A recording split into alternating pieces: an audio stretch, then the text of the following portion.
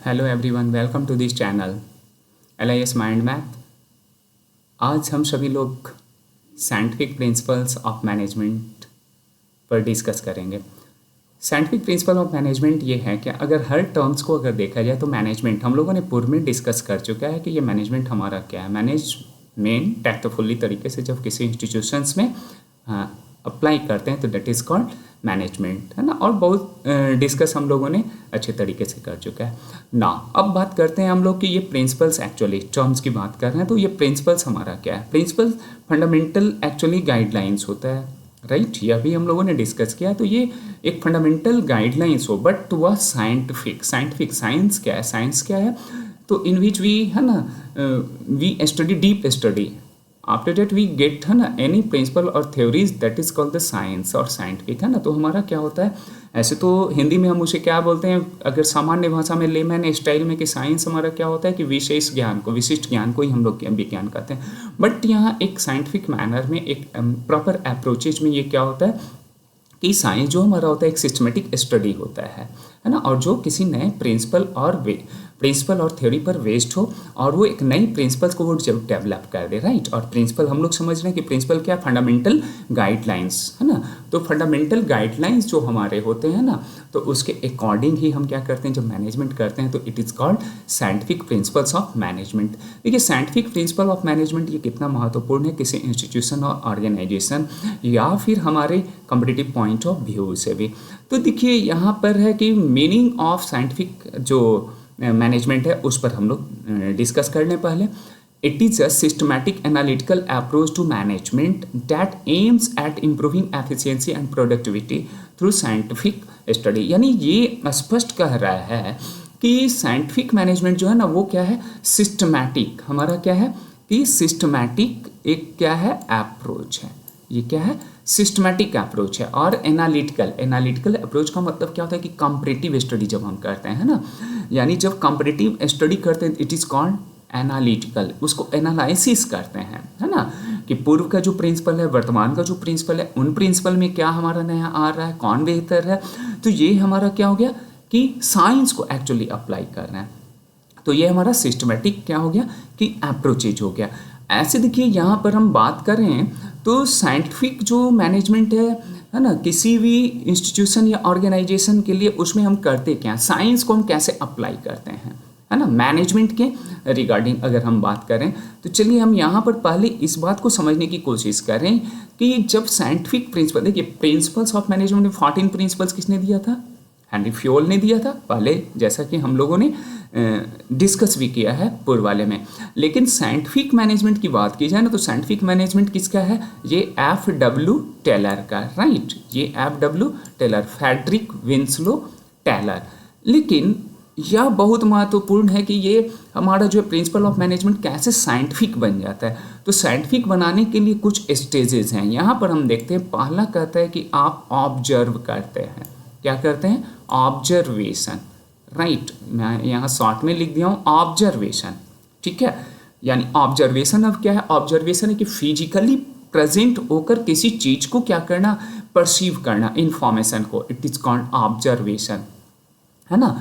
ये खासकर जब रिसर्च वाले, है ना, या साइंस या इन सभी चीज़ों में हम लोगों ने देखा होगा। तो ये एक लेमैन तरीके से समझने का प्रयास करें तो ऑब्जर्वेशन का मतलब फिजिकली जब प्रेजेंट होकर हम क्या करते हैं, किसी चीज़ को, किसी इन्फॉर्मेशन को, डेटा को कलेक्ट करते हैं या हम जो है रिसीव करते हैं इन्फॉर्मेशन को, तो it is called observation, right. तो ये साइंटिफिक बनाने के लिए क्या करते हैं, उस प्रिंसिपल्स को इसमें क्या अप्लाई कर दें जो प्रिंसिपल्स ऑफ मैनेजमेंट है, जिससे कि ये हमारा साइंटिफिक बन जाए। तो पहला काम हमें क्या करना होगा, ऑब्जर्वेशन। आफ्टर दैट एक हाइपोथेसिस का निर्माण करते हैं, राइट। एच से मैं यहाँ इसे डिनोट कर देता हूँ, राइट, हाइपोथेसिस। और ये हाइपोथेसिस हमारा क्या होता है, हाइपोथेसिस का मतलब क्या होता है, हम परिकल्पना या अभिकल्पना इसे बोलते हैं हिंदी में ना। तो जो क्या हो कि टेंटेटिव स्टेटमेंट इसे कहा भी जाता है, यूजीसी नेट में कई बार प्रश्न पूछे हैं, हाँ, कि ये हाइपोथेसिस क्या, व्हाट इज द हाइपोथेसिस। तो ये टेंटेटिव स्टेटमेंट होता है, यानी कि यह हमारा क्या होता है कि वो किसी गोल को अचीव करने के लिए या रिसर्च के अंतिम पड़ाव तक जाने के लिए, हमें रिजल्ट लेने के लिए जो है ना यही मदद करता है। यानी एक तरह से हम फ्रेमिंग करते हैं, टेंटेटिव होता है वो, हमारा परमानेंट नहीं होता है। उस पर हम सक्सेस भी हो सकते हैं। जब हमारा एक फेल होता है तो हम दूसरे को क्या करते हैं, अप्लाई करते हैं। तो इट इज़ कॉल्ड हाइपोथेसिस। ठीक है, तो हाइपोथेसिस क्या होता है, एक टेंटेटिव स्टेटमेंट। ये हमें की याद रखना है, टेंटेटिव स्टेटमेंट यानी ऑब्जर्वेशन के बाद हम लोगों ने क्या किया, एक हाइपोथेसिस का निर्माण किया। और जब हाइपोथेसिस हो गया तो उस पर एक्सपेरिमेंट करना स्टार्ट करते हैं, राइट। और क्या करेंगे हम लोग, एक्सपेरिमेंट करेंगे। अब जब एक्सपेरिमेंट करेंगे तब भी हमारा क्या होगा, कुछ ना कुछ रिजल्ट आएगा। वो जो हमारा है ना रिजल्ट, वो अब क्या है कि ये हमारा सही है या फिर वो राइट मैनर में हमारा रिजल्ट आया कि नहीं, ये डिटरमाइन करना होता है। तो यही जो इस विधि को जो हम अपनाते हैं, डिटर्मिनेशन यानी कि निश्चय, है ना, तो ये जो हम अप्लाई करते हैं सिंपल प्रिंसिपल में इस मेथड्स को, तो यही हमारा कहलाता है साइंटिफिक प्रिंसिपल। ठीक है, तो किसी जनरल प्रिंसिपल्स को जो बात हम लोग कर रहे थे ना, उस प्रिंसिपल्स ऑफ मैनेजमेंट में अगर हम इस प्रोसेस को अप्लाई कर देते हैं तो इट बिकम्स साइंटिफिक मैनेजमेंट या साइंटिफिक प्रिंसिपल, राइट। तो ये तो हमारा हो गया साइंटिफिक प्रिंसिपल। इसी बात को यहाँ स्पष्ट कर रहा है कि इट इज़ अ सिस्टमैटिक और एनालिटिकल अप्रोच। तो ये सिस्टम में एनालिटिकल अप्रोच से हम क्या कर रहे हैं कि मैनेजमेंट टू अप्रोच है ना, management and aim at improving efficiency and productivity, है ना। तो जो हमारा प्रोडक्टिविटी में क्या करेगा, मदद करेगा, क्योंकि मैंने इस पर एक प्रैक्टिकल अप्रोच को अप्लाई किया है। यह भी स्टेप्स हो सकता है कि ऑब्जर्वेशन के बाद ऐसा ना हो कि एक्सपीरियंस आप दे दें, वो ऑप्शंस वाले क्वेश्चंस में वो क्या करेगा, इसकी हायरार्की को चेंज कर देगा। हमेशा याद रखना है कि observation, hypothesis, experiment, then determination, ये आपका राइट है ना अप्रोच है। ठीक है, इसमें हमारा क्या होता है कि अगर हम किसी साइंटिफिक अप्रोच को अप्लाई करते हैं, उस प्रिंसिपल्स को अप्रोच करते हैं ना, तब क्या होता है, जैसे ही अप्लाई करेंगे तो इम्प्रूव कर देगा हमारा एफिशिएंसी और प्रोडक्टिविटी उस इंस्टीट्यूशन और ऑर्गेनाइजेशन में। ठीक है, तो ये तो हमारा हो गया ना। It was introduced by Frederick Winslow Taylor. किसके द्वारा ये, तो एफडब्ल्यू टेलर के द्वारा इसे क्या किया गया था कि डेवलप किया गया था इस प्रिंसिपल्स को, इसलिए इसे हम बोलते हैं फादर ऑफ साइंटिफिक मैनेजमेंट। ठीक है, फादर ऑफ साइंटिफिक मैनेजमेंट। ना अब यहाँ पर देख रहे हैं प्रिंसिपल्स ऑफ साइंटिफिक, है ना, जो मैनेजमेंट हमारे हैं क्या क्या है। तो साइंटिफिक स्टडी ऑफ वर्क क्या करता है कि एनालाइज ईच टास्क साइंटिफिकली। इसमें क्या करता है, वन बेस्ड मेथड, ये कहता है कि साइंस को हम क्या करेंगे, अप्लाई करेंगे, साइंस को हम यहाँ पर स्टडी करेंगे, साइंटिफिक वे में हम स्टडी करते हैं, इसलिए इसे क्या करते हैं कि यह प्रिंसिपल हो गया। दूसरा हमारा है कि साइंटिफिक सिलेक्शन एंड ट्रेनिंग। हमारा साइंटिफिक सिलेक्शन होगा, वर्क को यदि हमें करना चाहिए तो वो केयरफुल्ली सिलेक्शंस करेंगे, गिवन प्रॉपर ट्रेनिंग। ठीक है, तो ये हमारा क्या हो गया, यहाँ पर साइंटिफिक जो है वो एक मैनर में होना चाहिए। नेक्स्ट हम लोग देख रहे हैं कि आपका जो है close cooperation between worker and management. तो क्लोज क्या होगा हमारा यहाँ पर, देखिए क्लोज कोऑपरेशन, राइट। तो क्लोज कोऑपरेशन भी हो बिटवीन वर्कर्स एंड मैनेजमेंट, यानी कि श्रमिक और प्रबंधन के बीच सहयोग की भी भावना होनी चाहिए। Mutual trust, collaboration with must है ना एग्जिस्ट। तो ये भी एक साइंटिफिक प्रिंसिपल है। किनके द्वारा ये कही जा रही है, टेलर्स के द्वारा, right. Division of responsibility, division of responsibility, जिम्मेदारियों का विभाजन। तो ये अब क्या हो गया, जिम्मेवारियों का विभाजन, है ना। तो ये भी हमें इस प्रिंसिपल्स को फॉलो करना है, तब ये हमारा साइंटिफिक मैनेजमेंट है। किसके द्वारा, एफडब्ल्यू टेलर के द्वारा। आगे फिर हम लोग देखते हैं टेक्निक्स इसमें कौन कौन से अप्लाई किए जाते हैं। तो टेक्निक्स में है, टेलर ने सजेस्ट किया है सेवरल मेथड्स। बोलते हैं कि टाइम स्टडी, आपका बिल्कुल पंक्चुअलिटी और जो कुछ आपने टाइमलाइन दिया है उस पर वर्क होना चाहिए, राइट। टाइमलाइन को ये फोकस किया। वर्क स्टडी इट मीन्स कि क्या है कि आप उस पर देखें कि क्या एलिमिनेट करना है हमें, है ना, जब हमारे बहुत सारे कर्मी होते हैं, वर्क कर रहे हैं किसी इंस्टीट्यूशन ऑर्गेनाइजेशन में, तो एलिमिनेशन हमें किसे करना है, इस बात का भी ख्याल रखना है ना। मोशन स्टडी इट मीन्स कि इसमें भी एलिमिनेशन की बात करिए कि क्या टाइम लैगिंग के अंतर्गत वो हमारा वर्किंग वो है या नहीं है, तो इस बात को भी ख्याल रखते हुए हमें क्या करना है, इस टेक्निक्स को अप्लाई करना है। It is the scientific management, right ना। स्टैंडर्डाइजेशन, देखिए हर कुछ का शेप साइज एंड क्या होता है, स्टैंडर्ड होता है। मान लीजिए किसी वस्तु को ही हम खरीदते हैं या किसी बुक को लेते हैं, तो उसका क्या होता है, ISBN स्टैंडर्डाइजेशन है। तो काम के लिए भी हमारा ISO होता है ना। इस तरह से हमें स्टैंडर्डाइजेशन को भी क्या करना है, फॉलो करना है। तो ये हमारा साइंटिफिक मेथड होगा। और ये है फंक्शनल फोरमैनशिप। इसमें क्या किया गया, फंक्शनल फोरमैनशिप में 8 रूल्स को बताया गया है, राइट। 8 रूल्स हमारा क्या क्या होना चाहिए, नहीं होना चाहिए, इन सभी चीज़ों को। तो ये फंक्शनल फोरमैनशिप यानी it is the very important part. तो ये इस तरह से हम लोग देख रहे हैं कि हमारा क्या है, किस किस चीज़ों को, टेक्निक्स को हम लोगों को अपनाना है ना। मेन फीचर्स इसमें बोल रहा है कि science not rule of thumbs. ये हमारा क्या है कि रूल ऑफ थम्स का मतलब क्या है, यहाँ पर rule of thumbs it means कि ये कहता है ना कि ट्रायल एंड एरर की बात आप मत कीजिए।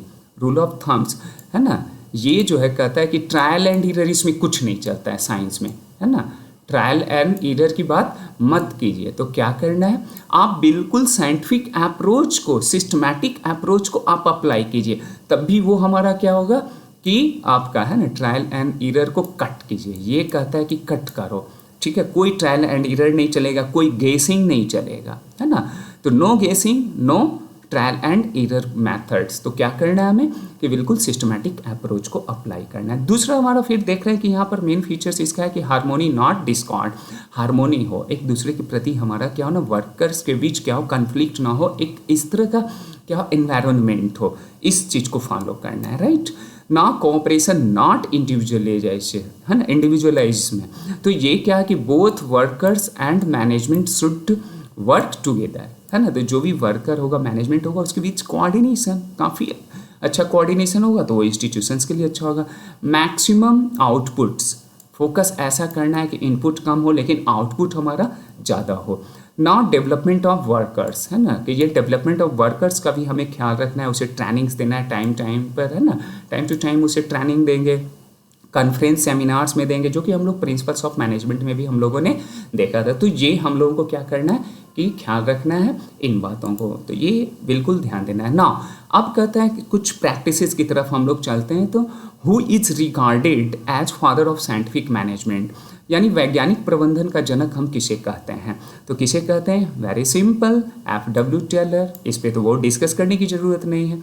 दूसरा जो प्रश्न है, scientific management aims to replace, किसे वो रिप्लेस करने की बात करता है ना। वैज्ञानिक प्रबंधन बदलने का प्रयास किस पे करता है, तो ये रूल ऑफ थम्स, है ना। यानी कि रूल ऑफ थम्स वो गेज फेस की बात नहीं करता है, ट्रायल एंड एरर की बात नहीं करता है, वो सीधे बोलता है कि आप क्या करो, सिस्टमैटिक एक वे में काम करो, राइट, साइंटिफिक वे में अप्लाई करो। अब थर्ड वन ये कहता है कि which of the following is not the feature of scientific management, यानी कि निम्नलिखित में कौन सा वैज्ञानिक प्रबंधन की विशेषता नहीं है। अब क्या कौन सी नहीं है, देखिए पर्सनल जजमेंट नहीं है, है ना। इसमें पर्सनल जजमेंट हमारा क्या है, नहीं है, जबकि रूल ऑफ थम्स है, हार्मोनी है, मैक्सिमम आउटपुट है, ये हम लोगों ने डिस्कस किया है। आगे हम लोग बढ़ते हैं, देखते हैं। ये कह रहा है कि प्रत्येक कार्य का वैज्ञानिक रूप से विश्लेषण करके एक सर्वश्रेष्ठ तरीका खोजने का संबंध किस सिद्धांत से है, तो ये किस सिद्धांत से है, साइंटिफिक, है ना। हम लोग यहाँ पे बात करेंगे साइंटिफिक स्टडी ऑफ वर्क से, ठीक है। तो ये इसका हम लोग नेक्स्ट जो क्वेश्चन कर रहे हैं तो उसमें है कि कौन सा सिद्धांत यह बताता है कि योजना प्रबंधन द्वारा बनाई जानी चाहिए और क्रियान्वयन श्रमिकों द्वारा, तो यानी कि which principle emphasises the planning should be done by management and execution by worker, तो ये इसमें हमारा जो है कौन सा होगा, तो ये डिवीजन ऑफ रेस्पॉन्सिबिलिटी, ठीक है। अब डिवीजन ऑफ रेस्पॉन्सिबिलिटी के बाद फिर अब आगे बढ़ते हैं। तो ये कह रहा है कि techniques, the techniques of eliminating, हम एलिमिनेशन किस में करते हैं, बड़ा अच्छा सा क्वेश्चन। एलिमिनेशन मोशन स्टडी में, हमें क्या करना है, मोशन स्टडी में एलिमिनेट करते हैं किस चीज़ को, अननेसेसरी जो हमारा मूवमेंट होगा, राइट। अननेसेसरी मूवमेंट अगर कुछ हो तो वो किस में, मोशन से। ऐसे भी मूवमेंट हमारा क्या है, मोशन से रिलेटेड है। दिस इज द ट्रिक, है ना। तो यह ट्रिक हमें क्या करता है, आंसर की तरफ ले जाता है। 7th हमारा क्या है कि in scientific management workers are paid more if they produce above standard output is related to, यानी कि वैज्ञानिक प्रबंधन में मानक उत्पादन से अधिक उत्पादन करने पर श्रमिकों को अधिक वेतन दिया जाता है, किस तकनीक से संबंध ये रखता है। तो ये क्या है हमारा, डिफरेंशियल पीस रेट सिस्टम से। नेक्स्ट हम लोग बात करते हैं कि ये how many foreman were suggested in Taylor's functional foremanship, ये 8 हम लोगों ने डिस्कस किया है, राइट। 8 जो हमारा क्या है कि ये फंक्शनल फोरमैनशिप में हम लोग करते हैं, राइट। हमारा नेक्स्ट जो है कि which technique is concerned with setting standard tools material and procedures, है ना। तो ये हमारा 9th का कौन सा हो गया, सी, स्टैंडर्डाइजेशन। 10th की बात करें, the main focus of scientific management is, है ना, इसका मूल उद्देश्य क्या है, तो हम लोग देखते हैं मैक्सिमम आउटपुट एंड एफिशिएंसी, ठीक है, दैट्स ऑल। तो it is the very very important, मुझे है ना विश्वास है कि आपको यह कहीं न कहीं ये इंफॉर्मेशन को इन्हांस किया होगा, नॉलेज को। Thank you so much once again कि आपने वॉच किया। Thank you.